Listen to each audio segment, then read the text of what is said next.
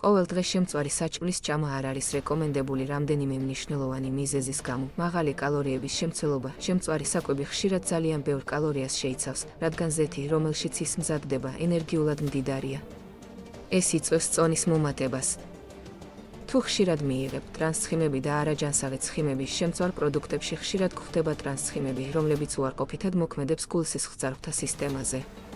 ისინი ზრდიან ცუდ ქოლესტერინს, ლდოლ და ამცირებენ კარგს ჰდოლ. გულის დაავადებების რისკი კვლევებმა აჩვენა, რომ ხშირი შემწვარი საკვების მიღება ზრდის გულის შეტევის, ინსულტის და სხვა გულთან დაკავშირებული დაავადებების რისკს.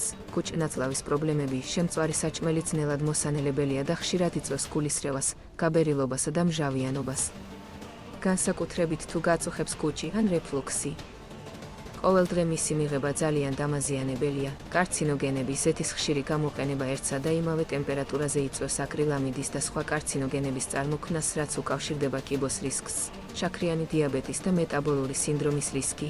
ხშირად შემწვარი საკვების მიღება ზრდის ინსულინის რეზისტენტობის რისკს, რაც შეიძლება მიგვიყვანოს დიაბეტამდე. ზოგადი რჩევა არ არის აუცილებელი სამუდამოდ უარი თქვა შემწვარზე. უბრალოდ ეცადე, არ ჭამო ყოველდღე, მხოლოდ იშვიათად და ზომიერად. გამოიყენო ზეთის ჯანსაღი ალტერნატივები, მაგალითად, ზეითუნის ზეთი მცირე რაოდენობით, ცადო ჰაერზე შეცვა, air fryer, ან ღუმელში ცხობა. როგორც ნაკლებად საზიანო ვარიანტი. Tredi.com, ქართული სოციალური ქსელი.